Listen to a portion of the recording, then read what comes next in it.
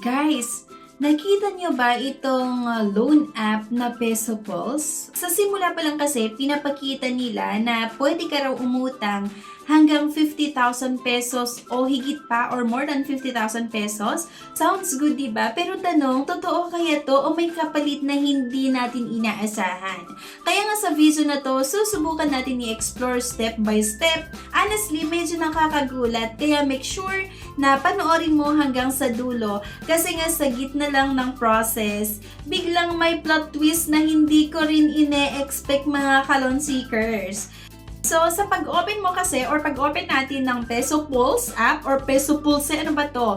Malinis yung interface niya at makita mo agad yung offer na malaki ang pwedeng hiramin. So, syempre, kung ikaw ay naghahanap ng madali ang loan or mabilis mautangan, mapapa-apply ka now talaga or mapapa-apply ka talaga agad-agad. Pero habang nga chinecheck ko yung loan app na to mga kalon seekers, yung mga requirements, simple lang ang hinihingi like isang valid ID, basic info, at mobile number. Walang sobrang komplikadong documents. That alone, para sa ibang tao, panalo na. Pero tandaan, minsan yung mga sobrang dali, doon tayo dapat mas mag-ingat. So, start natin sa application process. So, una, kailangan i-fill up yung personal details or yung personal information. May mga pa-consent sila para sa terms and condition which honestly, sa karamihan, hindi na nila binabasa. Pero tinignan ko at may mga terms na medyo vague at hindi malinaw kung paano sila mag-compute ng fees at interest sa loan app na ito.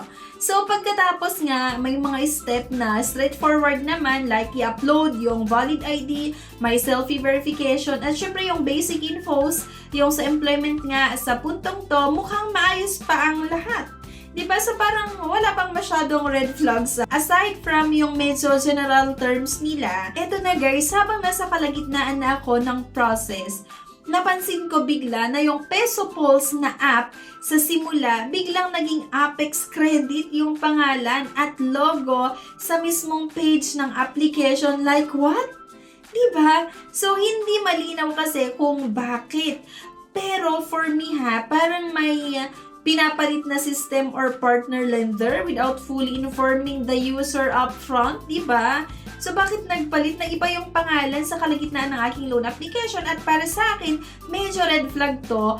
Kasi kapag nag-apply ka, dapat malinaw kung kanino ka talaga uutang. Kung baga, kung pumirma ka sa contract, thinking na Peso Pulse yun, pero sa back-end pala, iba na ang lender name. So, ibang usapan na yun, di ba, mga kalon seekers? Pa-iba-iba ng name. So, nakakaloka. Pero wait, bago natin ituloy, may pa-disclaimer muna tayo. This video is for informational purposes only. So, I am not a financial advisor and I'm not encouraging you to apply for any loan without fully understanding yung terms and conditions. So, please review all conditions nga before proceeding. Pero responsibly, mga kalon seekers. I will put some links na lang din in the comment section for your reference, pero make sure mga kalon seekers na basahin nyo muna ang details bago kayo mag-decide, diba, na mag-apply.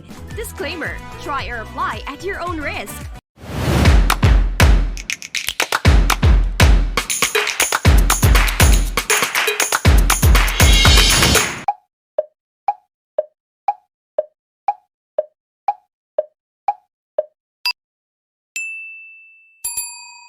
Okay, tuloy tayo mga kalon seekers Pagkatapos ng bronze switch na yon, ni-require pa rin nila na i-complete ko daw ang remaining details, di ba? Yung pagsagot nga sa kanilang app.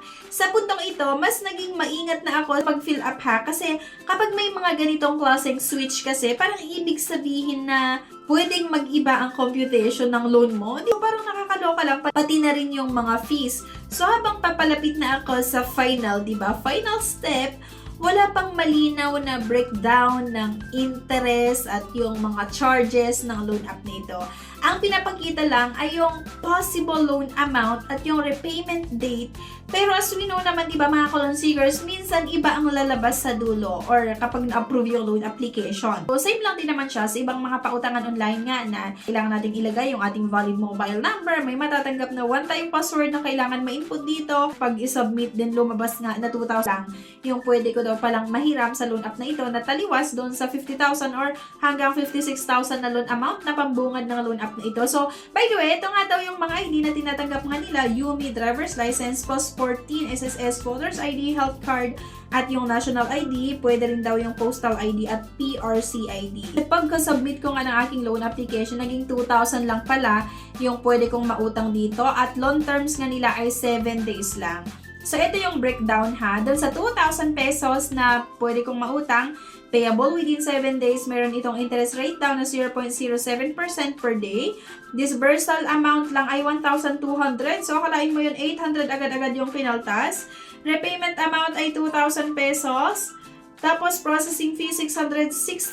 Total interest fee, 13 pesos. Risk control service fee, 120 pesos. Nag-apply ako ng August 14, 15, 16, 17, 18, 19, 20. So, 6 days lang yung in-offer nila ng payment terms, hindi pa 7 days. Napaka-short term yung in-offer ng loan app na ito. Napakalaki yung mga iba't ibang charges nila. Etong total interest ay 13 pesos lang. So, parang mababa talaga kasi 13 pesos. Pero kasi bawin-bawi sila sa processing fee na 667 at risk control service fee na 120 pesos. Kaya isang loan app na naman mga ka-loan seekers na hindi ko nire-recommend sa inyo. Pero syempre nasa sa inyo pa rin talaga yung decision kung uutangan nyo pa ba after nyo na mapanood yung video natin. At kung sakali na may experience kayo sa loan app na ito, sana i-comment nyo din po yung mga ka-loan seekers para mabasa ko at mabasa din ng mga iba na nagbabalak na i-download yung loan app na ito. So by the way pala, itong Peso Pulse or Apex Credit na download ko sa App Store, hindi ko siya makita sa Google Play Store. Pero please, huwag nyo nang utangan kung ayaw nyo nang mas malubog pa sa utang at mas grabe yung stress na. Kasi nga syempre mataas yung mga charges and within 7 days lang kailangan mong magbayad agad. So talagang stress ang aabutin natin mga ka-loan seekers. So ngayon mga ka-loan seekers, isipin mong mabuti ha. Kung sa simula pa lang, pinakita sa'yo na hanggang 50,000 pesos ang pwede mong mahiram or utangin sa isang loan app, di ba? Tapos sa actual process, bumaba pa ng bumaba. Tapos ganito pa kalaki yung bawas at yung mga charges niya. Worth it ba talaga ito utangan? Para sa akin kasi mga ka-loan seekers, hindi ito ang best option. Kung naghahanap ka nga ng fair at transparent na loan, maraming ibang lending dyan na talagang mababa naman yung mga charges nila. Ibang lending platforms na mas malinaw din yung mga breakdown, like nga yung mga charges, bago ka mag-submit ng inyong loan application. So, anong take mo dito sa Peso Pulse, di ba, or Apex Credit Experience? So, ako personally kasi, nalaman ko na importante talaga na basahin lang natin or basahin natin lahat at screenshot ang bawat step, lalo na kung may biglang pagbabago sa pangalan o sa terms. Kaya kung gusto mo pang makita yung iba pang ganitong klaseng honest review mga ka-loan seekers, make sure to like, share, and subscribe at i-comment mo na rin sa baba kung may na-experience ka na rin ganitong klaseng app. Links are in the comment section na rin mga ka-loan seekers ha. May ibang option or ibang links nilagay ako sa comment section. Pero remember, think twice before you click apply now. So, okay? So, yan lang. Please don't forget to click the subscribe button and i-like nyo din po yung video at huwag nyo kalimutan na i-share. Thank you at see you sa aking next vlog. Bye!